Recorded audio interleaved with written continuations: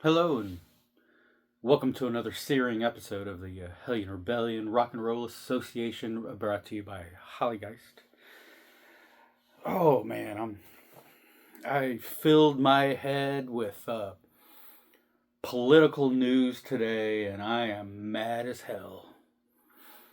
And you know what we do when we get mad as hell? We gotta do hardcore. I mean,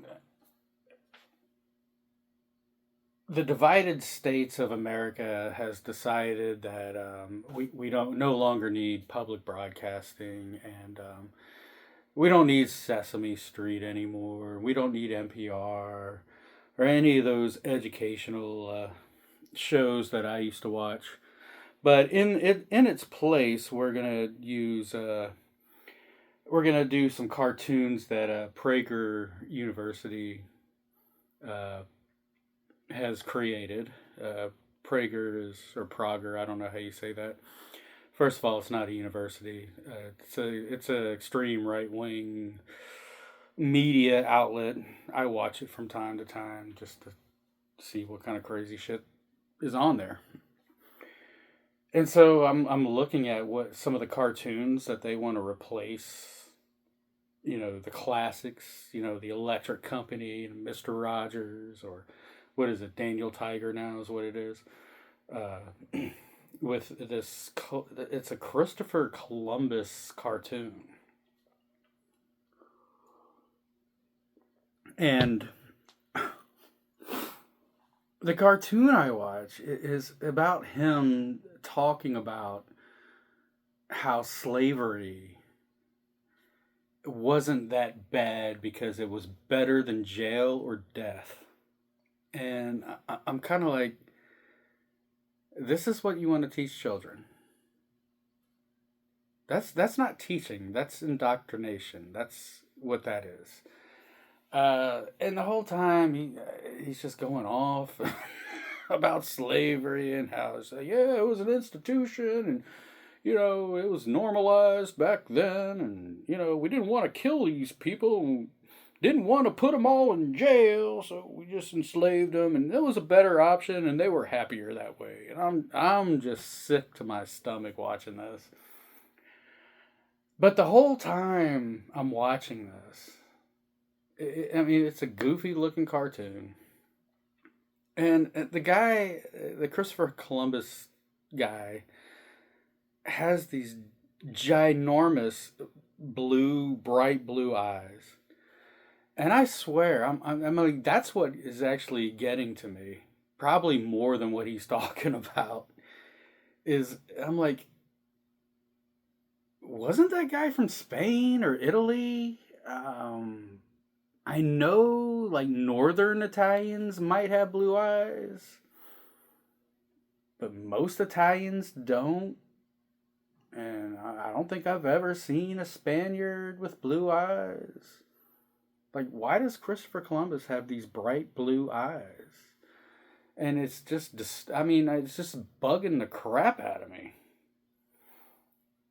Um, Honestly, I think when it comes to certain people, I remember growing up around a lot of Creole people, and once in a while you'll see Creoles with like bright green eyes. But I don't think Southern Italians, and I don't think most Spanish people have blue eyes. I could be wrong, but I mean the whole time that's the one thing that's bothering me about it. It's just like, dude, just the image alone bothers me. Anyway, I'm just, and everything else that's going on is just so ridiculous. It's dumb. Uh, I'm just mad. I'm really mad. So again, it's time to end the night with hardcore punk rock music. And I've been listening to this music for 40 odd years now, so maybe I've been mad for that long. We're gonna go ahead and talk about a band I've always really liked, and I did do a video on these guys a long time ago, alongside of another British band called UK Subs.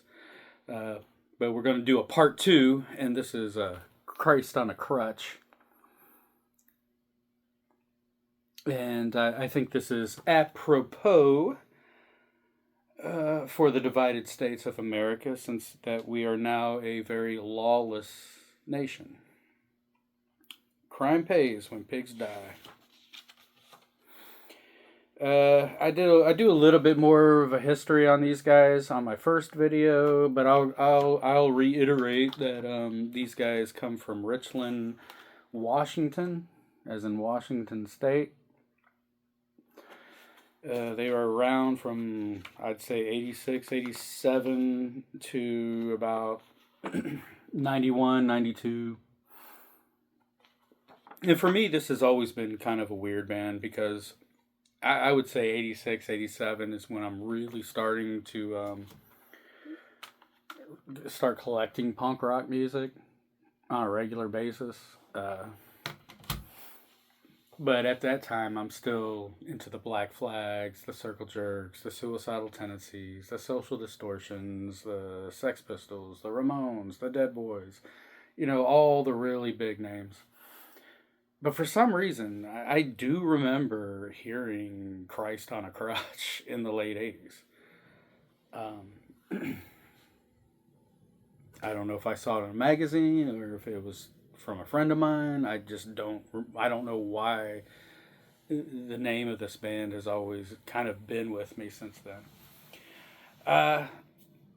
The only other thing I'll say about them is, this is quintessential punk rock. This is what punk rock sounds like. It's very anti-authoritarian. It is it's 3 chords and an attitude. It's very sarcastic, smarmy. You can tell these guys are having a good time while raging out about the world around them. And that's all I really have for Christ on a Crutch. One notable thing about him, one of the members of this band, Nate Mendel, would go on to play with Sunny Day Real Estate, and then he would go on to be in the Foo Fighters, of all bands. And other than David Grohl, Nate Mendel is one of the longest running members of the Foo Fighters. Which is fascinating. That's another fascinating thing. Is the Foo Fighters. You have a guy from Nirvana, a guy from the Germs, and a guy from Christ on the Crutch, and yet they sound like the Foo Fighters. Make it make sense. All right, let's rage out for a little bit. These are short songs. I'm gonna play probably 2 of them. Go. Here's the CD. New Red Archives Records, great record label. Same label that brought you Reagan Youth. And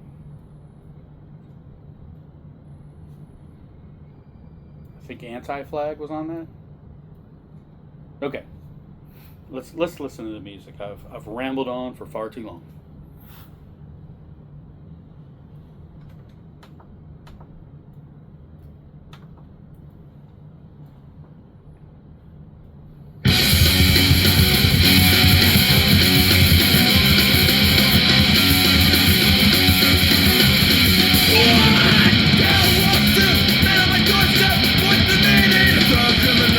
Then I walked up, burned my fist, and I forgot I find the